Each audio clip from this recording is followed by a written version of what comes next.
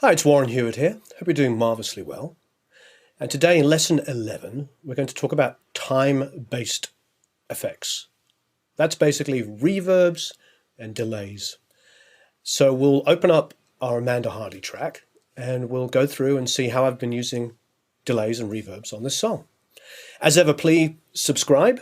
Go to producelikeapro.com and sign up for the email list. You'll be able to enter the competitions. You'll be able to download files to mix and edit, and you'll get access to our Vimeo account and all kinds of fun stuff. So please sign up at producelikeapro.com. Okay, so let's go and check out our session. Firstly, our vocal, and see what effects we've got going on there. Now I have multiple effects that I use, and let us go through it. So first of all, I have a plate reverb. In this instance, I'm using a Waves Renaissance reverberator. So let's just turn off the other effects and go through them one at a time. Okay, here's the reverb. You know, he's in touch with this feminine side. Now it's about 1.1 seconds. It's a pretty large size room, and of course I set it to 100% wet/dry. These effects are set up on buses. So they're separate auxiliaries. They're not on the vocal itself. Now you can put a reverb on a vocal. You can put a reverb, on the vocal track itself. You could put a delay on the vocal track itself. However, if you do that, you'll end up doing so much more automation, and this track itself will become very, very complicated to move around. So I like to keep them separate. There are times when I might put a reverb or delay plugin on a vocal if it's a background and it's like a special effect. Sometimes it's easier if I've just got a single line that I want to suddenly create a load of reverb. I might separate that one line out, put it on its own track, and then put a ton of reverb or delay on it. Otherwise, I usually almost 99.9% of the time keep this on a separate auxiliary. So these effects are being sent from the vocal sub here. So my vocal goes into a sub which has volume automation written on it here. And then that is sending from this vocal sub to these independent effects. Now you'll see my reverb that I'm using is turned down somewhat in the verses. You know, he's in touch with this feminine side. And as the track gets more dense, it comes up. Love me, I'm rich, he said. Love me, I'm rich, he said. Love me, I'm rich. Now we're going to come to the chorus and it's going to get significantly louder. Such a perfect life out there in the sun. Now I like plates. I'm a big fan of 70s music. And a lot of the stuff I love from the 70s, especially the Bowie stuff, had a lot of plates. So I tend to use them quite a lot. Now that's quite a lot of effects. However, there's a lot of guitars to soak that up. Let's have a listen. We'll go into the pre-chorus, into the chorus, and you'll hear.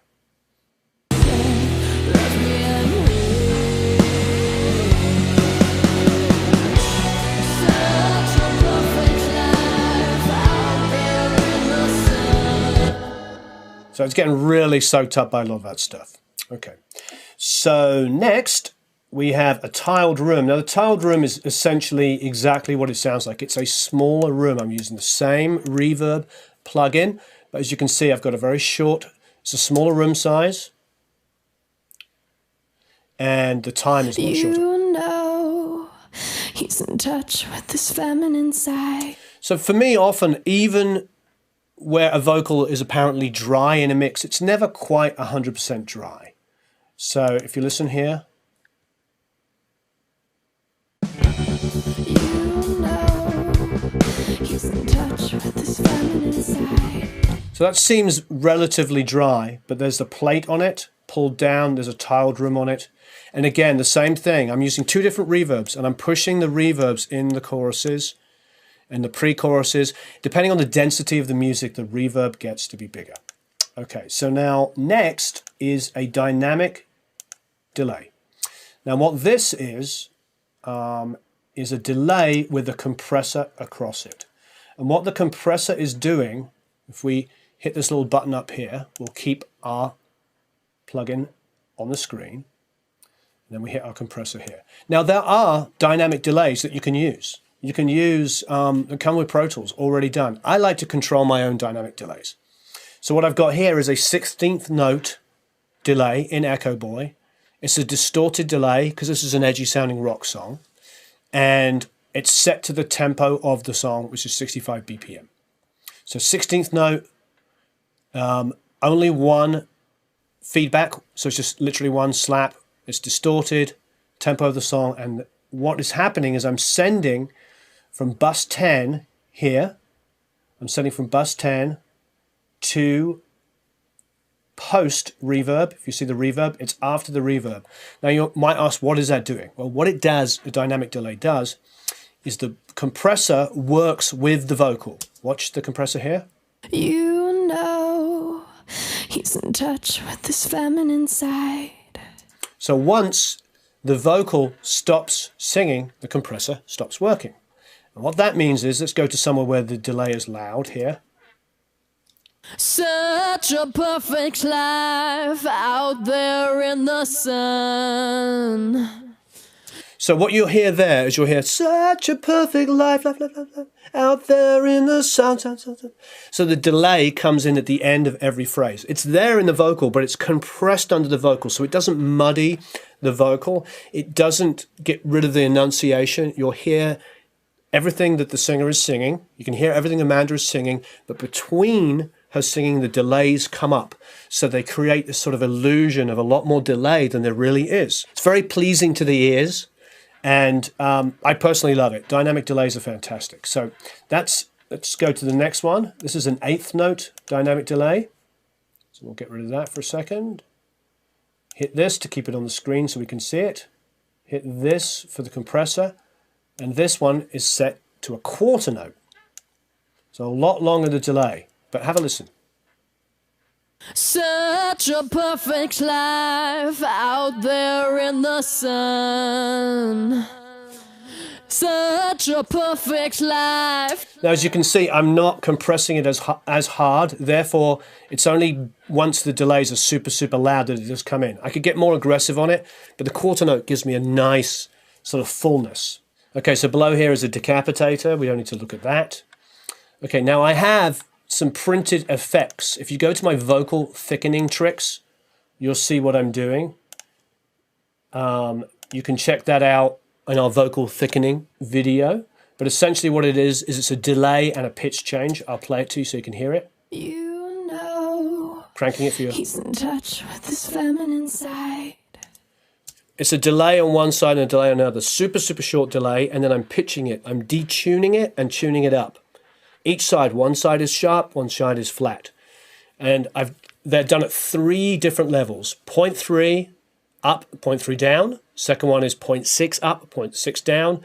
And the last one is 0.9 up and 0.9 down. That's 9 cents, 9% of the tuning. So it gets quite thick if you listen to all 3 together. You know, it's subtle. He's in touch with this feminine side. Without it, leaving a trail. Put it back in. Of deception and lie. It just thickens the vocal up. I use it all the time. It's a very old trick. It's probably the best example I can think of is Pink Floyd. Dave Gilmour's vocals a lot of the time use that trick. Back in the day using the H3000, hence the name H3000 on here. That Eventide H3000. The Eventide effects have been around since the 70s, believe it or not. Here we have a tape delay, and this tape delay is distorted. Sure, he's myopic, but he's fun and psychotic. It adds some edge. So I'm running a very, very short delay and then distorting it. Now, there are plenty of delay plugins that have distortion built in. In this case, I'm just wiping off some of the bottom end so it doesn't get too muddy. But you can use all kinds of tape delay distortion to create that. I would say off the top of my head, if we just go to delays here, you could do a couple of different things. You could go and get a generic short delay. and put it on like this, and then you could put distortion on it afterwards. You could use a SansAmp plugin. You know, you can use all kinds of different stuff. But what I tend to do is distort the whole signal, but then only, you know, wipe off some of that top end, because the distortion at the top end might be a little bit too much and make the vocal a little too lispy. But what it does really, you can obviously put a de-esser on it as well, but what it does is it thickens up the vocal sound. And, you know, I was told a trick by, the reason why I do this, I was told this trick by Jack Douglas. And when he was recording John Lennon on Double Fantasy and other records before that, they would take crowd noises, cheers of like, ah, and they would gate it to the vocal. And it's just literally like energy and noise, and it was super quiet and below the vocal, but it added this kind of energy to a vocal. So that's my way of doing that. I'm just distorting and trashing out a vocal track and then putting it underneath. And I'm using a delay on it, so that's just slightly late. Okay, so those are our basic vocal time delay effects. The main trick I'm doing that I think is worth knowing is I'm pushing my effects up based on where I am in the song. Where there's a small amount of instruments here, comes up, and then we get to the chorus and they're really pushed. They're very pushed there for illustration purposes. On our background vocals, just done a very simple thing. Let's just take the backgrounds here and solo these 4 here. I'm sending from buses. And what I've done is I panned the vocal one way to the left, say here for this one. Pan this one to the right. This one to the left. This one to the right. And then I'm correspondingly following that, sending to my background of vocals effects here. And my background of vocal effects, as you can see, is an Echo Boy. And the reason why, you might ask, is it set not to 100% wet? This is why. Because this time I'm doubling up my effects. So I have a delay. I've got an Echoplex simulation, which is like a trashy, cheap sounding tape delay, which I love. I actually physically have one of those. So that's an 1/8 note, and I've got it to 65 BPM, so it's the actual time of the track. But the reason why it's set not to full wet is because the next plugin that comes afterwards is a reverb. So what I'm doing is I'm doubling up my effects. I've got delay and reverb together. Such a perfect life out there in the sun. Such a perfect life. I hope you're having fun. What I love about that is it completely separates itself from the other effects that are on the vocals. I mean, it adds some thickness and stuff like that, but it's a whole different way of doing it. You know, delaying first and then putting reverb on the delay. You can hear it's almost like a huge hall. Such a perfect life out there in the sun. And that just sort of that delay, sun, and then the verb around it is really tasty. So it's a nice little trick. So you run a delay and then you put a verb after it, and it gives you a different effect than just having a delay and just having a reverb. It has a very unique sound, and it separates my lead vocal and my background vocals from each other. Okay, so let's move on and see what other effects we're using. Now, I think you're going to guess some of the most obvious ones here. If we go to our kick room, it's coming out bus 5 and 6. What I've done is I've taken my kicks here, and I often do this. I just trigger from my samples as opposed to my live kick, because then I get a cleaner reverb, and the live kick has a lot of bleed or some bleed, and I don't want to add a lot of reverberation to like the cymbal bleed and something and a snare or something like that. So I tend to favor the samples, and then I blend the send the way I want. So here you can hear the kick. And the reverb is just our good old friend Deverb, which comes free with Pro Tools. It's a medium-sized room. I've always favored 750 milliseconds on a medium-sized room, just because the room I used to track a lot of records in over the last 10 or 15 years sounded very much like this. So it's just where I end up. You can get bigger, but I find it a little bit too washy. This is a controllable amount. So it's sending from there. It's a very generic reverb. I love it. It's just a medium room set to 750 milliseconds. Obviously, the mix is set to 100%. I don't want any phase issues of like trying to blend it against it. I'm putting it on its own auxiliary, its own track here, as opposed to putting it on individual kicks. That would give you all kinds of nightmare and not being able to control it. Now, as you can see, it's pretty consistent all the way through the song. I don't do much automation to it. However, if we move now to our snares, of which we have quite a few, let's go and pick these ones here. There's a snare verb here, and this reverb is a back to the Renaissance reverberator. The size is a little bigger on the snare just to make it sound just a little huger. It's not a big room, but it's a longer time. And I also have the MV2 on it to just even it out. So I'm parallel compressing. This is like a parallel compressor in a box on my reverb. And you'll see the snare here.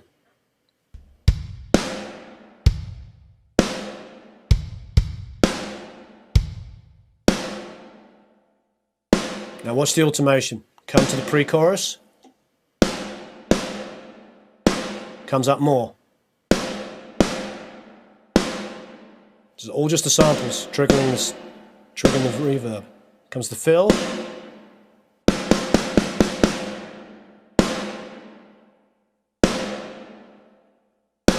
That's louder and louder.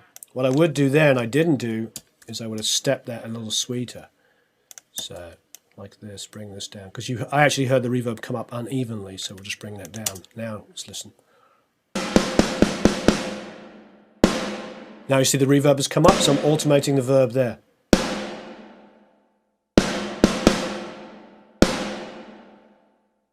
Great.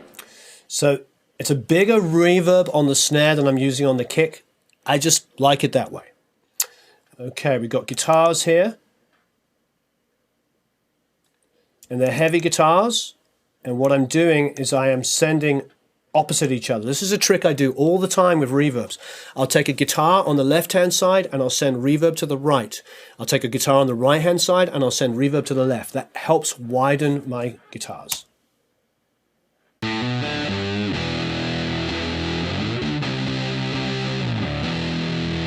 So let's do this. Let's set this pre-fade so you can hear it. I'm going to mute the guitar. Have a listen. It's quiet, but you can hear it.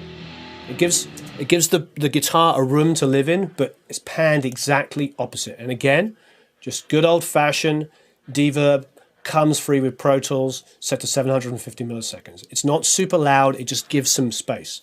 I stole that trick from many, many guys that do this. Okay, so and the same thing with the opposite one here. It's just doing exactly the same thing. I can set that to pre-fade so you can hear it. Like that. Okay, let's put them all back in, take off the pre-fade, and you'll see how much wider the guitars sound. It's great in a mix.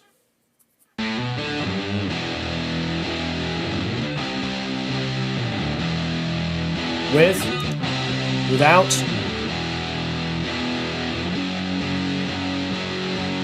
with. It just adds a little bit more space around those guitars. It's a nice trick.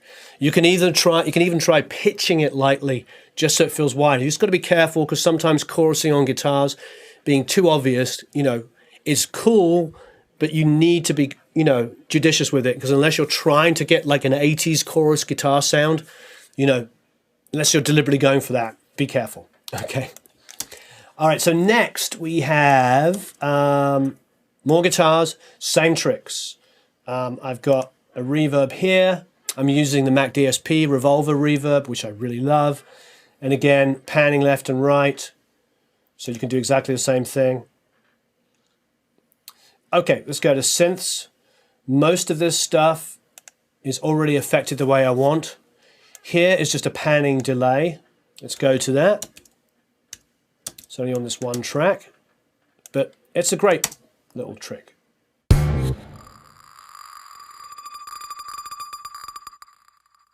You know, it's just panning. It's not even delaying. God bless it.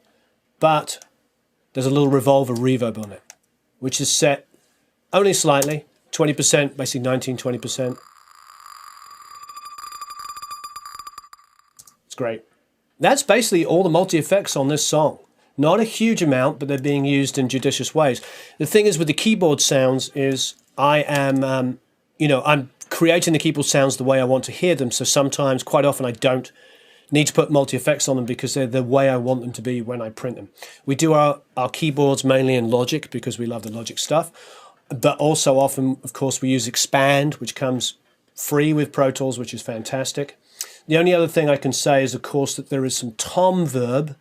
If we find a tom section here, let's go and find it just to illustrate it. And they're just being triggered from tom samples that I put in. There's live toms, but there's also tom samples in there. And here's your tom verb. And I'm gating it slightly just because there's a little bit of bleed in there, but you can see. I'll show you some tom tricks as well on another video. So that covers the basic use of reverbs and delays in a mix that I did. Now, delays on vocals can be very interesting. I like light slap, and what I tend to do with the light slap is distort it.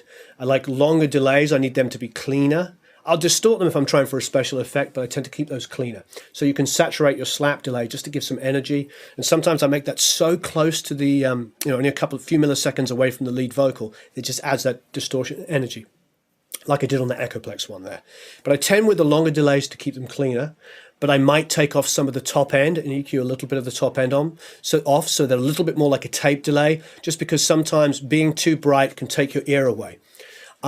Having said that, if you want the opposite and you want the illusion of movement, like you want to have love me, I'm rich, rich, rich, rich, rich, rich, rich. You might do the opposite. You might take off and high pass it and take off a lot of the lows off it so there's more top end, because you might just take a word like rich, rich, rich, rich, rich, rich, and have that bounce around. If I'm doing that, I might make it very bright and also make it a little distorted so it really takes your ear. So delays are fantastic, and there's a lot of things you can do with them. Like I was saying, you can pitch a delay for width, but you can also pitch a delay for multi-effects. You could take a delay and detune it, so it's like rich, rich, rich, rich, rich, rich. You can do all kinds of fun stuff. What I'll often do when I'm treating separate vocals and stuff like that is just take a line and put it onto a different track and process it in a different way, as opposed to trying to set up tons of multi-effects on the lead vocal and automating it. I try to keep it very simple. So please, as ever, leave some comments below. Let's have a great discussion about this. This is so much fun. I love doing this stuff, and I love your comments. And I'd love to know what you do with multi-effects. And of course, if there's anything that you don't feel like I covered and it needs explaining, please leave that in the comments below. And thanks you ever so much for watching. Please go to producelikeapro.com and sign up for the email list, and we'll send you loads of free stuff. Thank you very much for watching.